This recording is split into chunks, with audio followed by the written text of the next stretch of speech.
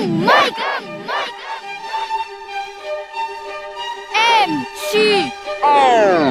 Pagbalat ko sa mic, nag-like mga kalabang ko. Di mo kayang talunin, ulitin mo man labanan to. Once again, parang lagaring lumaga sa akin, di lang namihasa. Sumagasa sa mga bata na makatadaw ko no. Ang tatakaw sa gulo, aminin mo nang ang kabilang ka sa umiidolo. Tanong mo sa sarili mo, kung sinong matalino. Letrang minadali mo, yan ang pagkakamali mo. Para ka lang pinipinong, pipinong pinipiko. Isa kang Pilipinong pikunin na nagapiko. Hindi ko na kailangan patulan ng mga gaya nyo. Hindi nyo ba matanggap na di nyo kaya ang mga kaya ko gawin? Kahit nabaligtarin man ang mundo, Gang Mike pa rin ang merong respetadong liriko, na kayang-kayang sabayan kahit anong klaseng tugtugan. Tuloy-tuloy na talaga, wala na tong hintuan.